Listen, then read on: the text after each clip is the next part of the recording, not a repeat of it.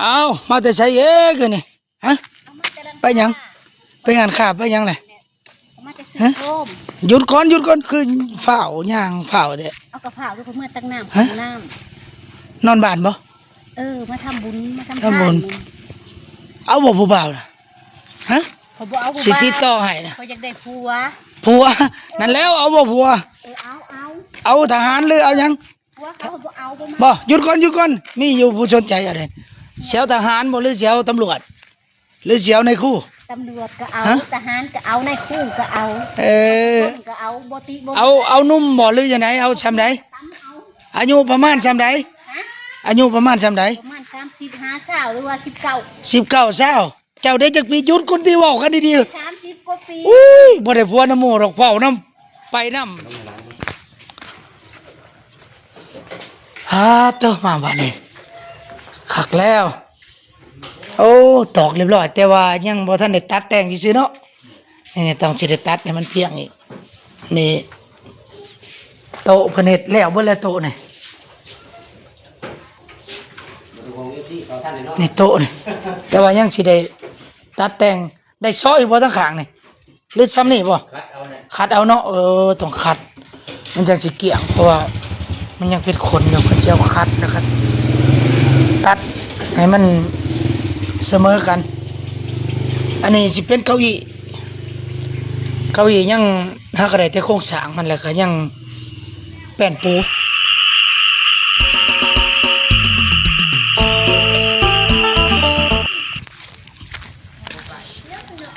ไปเฮาสิย่างเลาะตอนนี้ก็บรรยากาศสีค่ำๆแน่ประมาณ 4-5 โมงแรกนะอันนี้คือบ้านเฮาเองหมู่บ้านของเฮาบ้านหนองคอนเมืองสองคอนแขวงสวรรณเขตอันนี้สิเป็นเส้นทางหลักผ่านใจกลางของบ้านไปฮอด4 แยกเฮาก็สิเลี้ยวซ้ายไปเบิ่งนายช่างมันเฮ็ดโตเฮ็ดตังเฮ็ดอีหยังก้มเงยอยู่ฮะเก็บผักโอ้เพิ่นเฮ็ดเก็บผักบัวไปแกงใช่หยังล่ะผักบัวไปใส่เนียนมะเขือโอ้คักแล้วเนียนมะเขือเพิ่นปลูกผักกินเองได้ผักปลอดสารพิษได้นี่เนาะ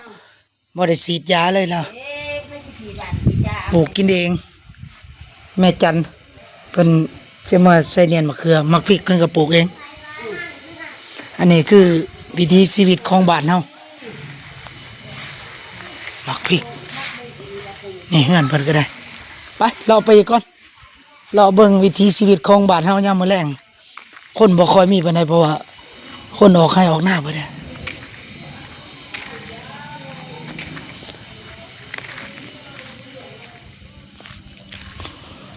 เอามาแต่ใช้เองกันนี่ฮะไปยังไปงานข่าไปยังเลยฮะหยุดก่อนคือฝ่าวย่างฝ่าวเด้เอากระเพราด้วยเมื่อตั้งน้ำนอนบ้านบ่มาทำบุญมาทำบุญเอาบ่ผู้บ่าวนะฮะเขาบอกเอาสิติดต่อให้นะเขาอยากได้ผัวนั่นแล้วเอาบ่ผัวเอาทหารหรือเอายังผัวเขาบอกเอาบ่หยุดก่อนมีอยู่ผู้สนใจอะไรเสียวทหารบ่หรือเสียวตำรวจหรือเสียวในคู่ตำรวจก็เอาทหารก็เอาในคู่ก็เอาก็เอาบ่ติบ่เอานุ่มบ่หรือยังไงเอาซำใดอายุประมาณซำใดอายุประมาณซำใดประมาณ35 หรือว่า19เจ้าได้จักปีหยุดคนที่เว้ากันดีๆ30กว่าปีอุ้ยบ่ได้ผัวนำหมู่ดอกเฝ้านำไปนำสิพาไปเฮ็ดวีเจ้าจักปีแล้วเจ้าน่ะ30กว่าปี30กว่าปีซื้อหยังเลยบอก FC เพิ่นก่อนน่ะสมัยยังผิดสมัยโอ้ยผิดสมัยอยากได้ผัวเนาะโสดเขาบ่ได้ตัวเอาคนไทยหรือคนลาวสิเอาน่ะให้เอาเหล้าก็เอาคนไหนเราไปอยู่คอยเอาโอเคค่าดองเท่าไหร่หยุดก่อนค่าดองถามค่าดองก่อนค่าดองเท่าไหร่ฮะเอา100,000 บาทนี่พี่น้องเอ้ยเราอยากได้ผัวคนไทยเขาคนลาวเขาอาจารย์ค่าดอง100,000 บาทผู้ใดสนใจก็ทักมาคอมเมนต์มาได้พี่น้องเลยทักมางอกินอีก2 ตัวคำบาท 1อีกพี่น้องเอ้ยผู้ใดสนใจเราก็ทักมาสาวิตสมัย อยากได้ผัวว่าจัด19 ปีขึ้นไป หา30 ปลายนี่แหละไปเฮาก็ย่างต่ออีกอันนี้คือหมู่บ้านเฮาโอ้ไม่ขานั่งหยังนั่งแซดหาผู้บ่าวบ่ไม่ขาเพิ่นประจำหมู่บ้านขายแนวอยู่แนวกินพอได้แก้ไขในบ้านเฮาเนี่ย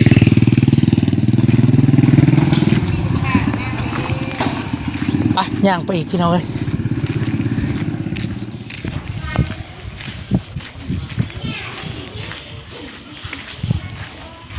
อันนี้ก็สิเป็นสี่แยกของหมู่บ้านเฮาเลี้ยวไปทางเบื้องขวานี่ไป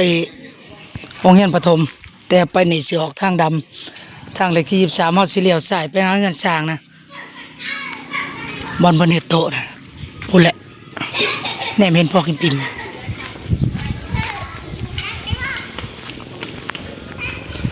ไปเบิ่งความคืบหน้าของการเฮ็ดโต๊ะ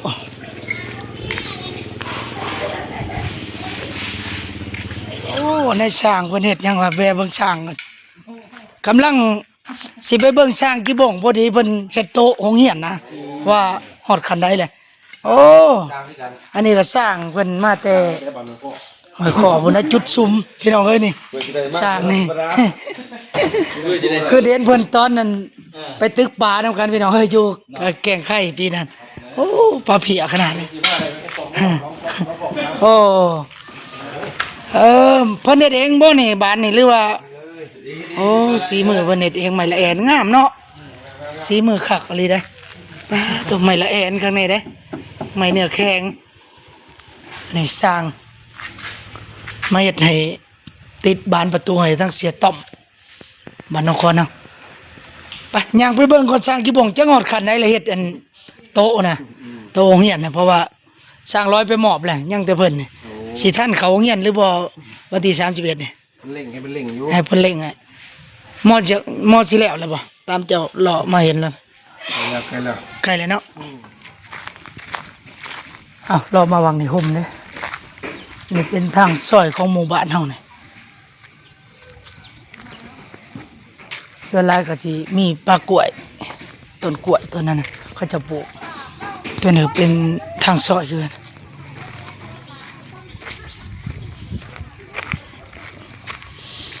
ได้ยินแต่เสียงสร้างเพิ่นตอกตะปูปังๆเนี่ย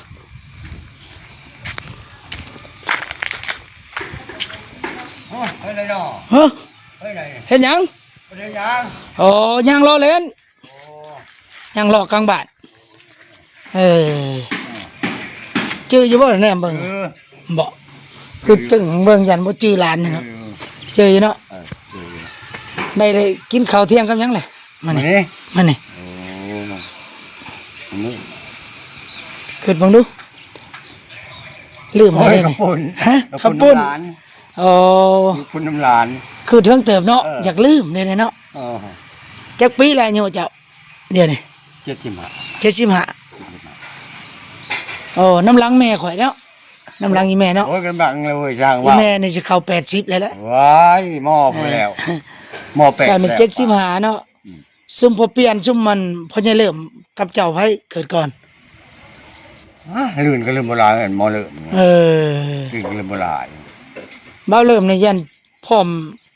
อายเจ้าอยากยันพร้อมพอเสริมเนาะพอเสริมเดี๋ยวก็โลดขอว่าสิย่างรอไปเบิ่งสร้างเพิ่นเฮ็ดโต๊ะหั่นแล้วบ่หรือจังไดจังว่าสิไปส่องเบิ่งย่างช่องมือช่องมือเท่าว่าไปไปย่างรอไปก่อนอันนี้คือน้าบ่าวเฮาบ่าวชัยอายุ70กว่าปีแล้วเด้เพิ่นก็ได้75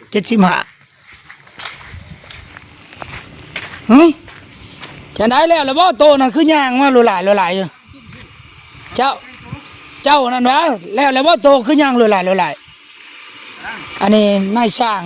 ผู้เฮาเว้าถึงกี่นี่นายช่างกี่บกเพราะว่าช่างร้อยเพิ่นไปมอบแล้วยังแต่เพิ่นนี่จักมื้อจึงสิได้มอบกะว่ามันจังนี่ได้เปิดโรงเรียน วันจันทร์ได้เข้าเลยเปิดแล้วให้มันก่อนวันจันทร์ไปมอบ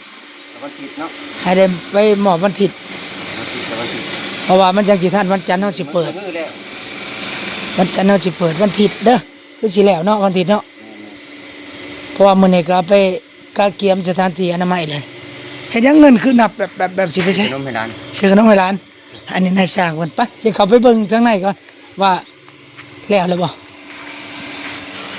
พอดีนายสร้างเพิ่นกำลังเฮ็ดแนมเบิ่งถือว่าสำเร็จหลายเติบแล้วเด้คืออยู่มื้อนี้ก็วันพฤหัสวันอาทิตย์เพิ่นสำเร็จให้ไปมอบวันอาทิตย์เพอวันจันทร์สิมานี่ถือว่าเปิดโรงเรียนเข้าเป็นปกติเจ้ามาบัดนี้คักแล้ว โอ้ตอกเรียบร้อยแต่ว่ายังบ่ทันได้ตัดแต่งซื่อๆเนาะนี่ต้องสิได้ตัดให้มันเพียงอีกนี่โต๊ะเพิ่นเฮ็ดแล้วเบิดแล้วโต๊ะนี่นี่โต๊ะนี่แต่ว่ายังสิได้ตัดแต่งได้ซ้ออีกบ่ทั้งข้างนี่หรือซ้ำนี่บ่คัดเอาเนาะต้องคัด มันจังสิเกี่ยงเพราะว่ามันยังเป็นขนอยู่เพิ่นสิเอาคัดนะครับ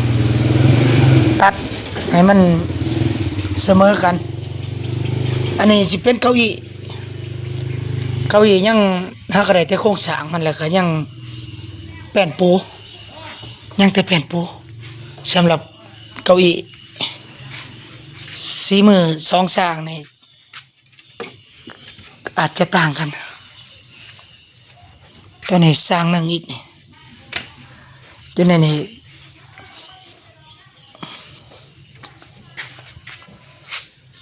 มีแต่ใหม่อล่างหมดใหม่นี่แต่ว่ายังเฮาสิปูนี่อยู่ในนี่ก็40หน่วยโต๊ะนี่โต๊ะนั่งนี่เก้าอี้นั่งนี่40หน่วยแล้วก็โต๊ะนี่20หน่วยหรือว่า20สุดสามารถนำห้องนักเรียนได้40คนเพราะว่า40หน่วยเก้าอี้นี่นายสร้างเพิ่นกำลังปาดแปะเนี่ยโอ้ตัวนี้แป้นยังมันตัวนี้แป้นบนนั่งเหรอมั้งแป้นเก้าอี้ตัวนี้ได้คือยาวนี่ยังเนี่ยต้องสิได้ตัดอีกเนาะนี่นายสร้างเพิ่นก็ได้กำลังตัดปาดแล้วก็สิตัดมื้อนี้คืบหน้าไปหลายเติบเนาะมามื้อนี้วันอาทิตย์นี่คือสิทันเนาะทันบ่มื้อนี้วันพฤหัสทันเนาะแล้วมื้ออื่นบ่ได้เนาะยังแต่แป้นปูมันนี่เด้นี่ยังแต่ปูอันเก้าอี้ซื่อแล้วเนาะมื้อนี่เนาะสร้างเพิ่นนี่เฮ็ด3คนได้เนาะนายสร้างเนาะ ลูกน้องนะมันบ่แม่นจ้า ลูกน้อง พูดในช่างไง พูดในช่างใหญ่พูดสร้างดีสร้างมาแต่เวียงจันทน์บ่ลือท่าแขกบ่ท่าแขกสร้างมาแต่ท่าแขกอันนั้นเป็นนายสร้างเพิ่นชำนาญงานด้านเฮ็ดเฟอร์นิเจอร์น่ะอันนี้ถือว่าลูกน้องเพิ่น เป็นผู้คัดเอาแนวคัดข้างในได้เนาะคัดแล้วตัดแม่นแล้วยังตั้งแต่แป้นปูเก้าอี้ซื่อๆนี่ถือว่าแล้วแป้นก็ได้แล้วเนาะยังแต่มาเอาแป้นมาใส่ซื่อๆเด้อ เลิกแล้ว ตัวนี้ก็นายช่างเพิ่นนี่เลิกแล้วบ่เนี่ย เลิกแล้วนะ ถือว่าเพิ่นเลิกแล้วมื้ออื่นนี่ข่อยว่าอยากสำเร็จในมื้อนี่เพราะว่ามีแต่ปูแล้วก็คัดเนาะบ่แล้วก็แม่นยังบ่หลายนะบ่ดี นั่งมันได้ตรงนั่ง แนี่คือพายทิพย์เข้ามาคือว่าเฮือนไกลๆนี่ไป โอ้อยู่หน้า ฮะมาหน้าเพิ่นบ่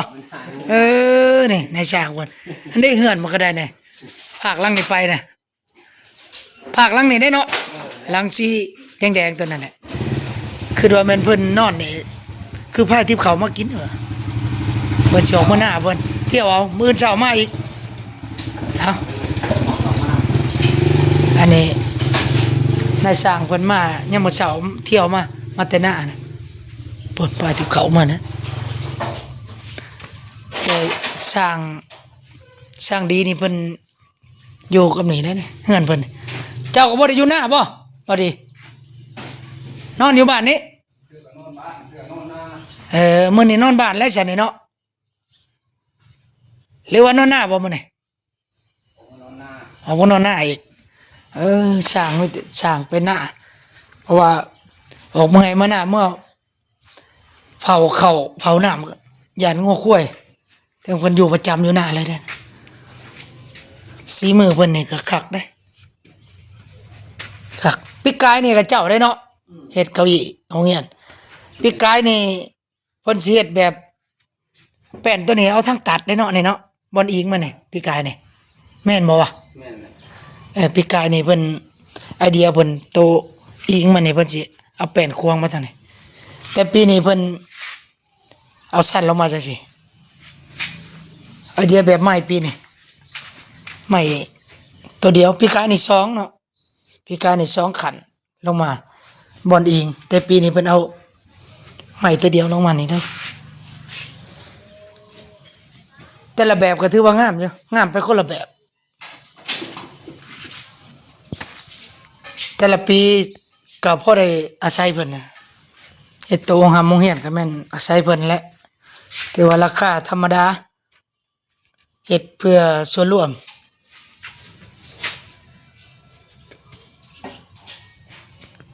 เฮาก็สิสร้างเอาน้ำเพิ่นอยู่เฮ็ดโต๊ะกินข้าวเอาซ้ำอันนี้นี่หน้าโต๊ะนี่ได้บ่40เซนนี่2แผ่นนี่38 39เกือบ40เนาะโต๊ะกินข้าวเฮานี่เฮาสิเอาประมาณ80คูณเมตรนี่นะหรือว่าเมตร80คูณเมตร30พอดีแล้วก็เอาเก้าอี้มานั่งกินข้าว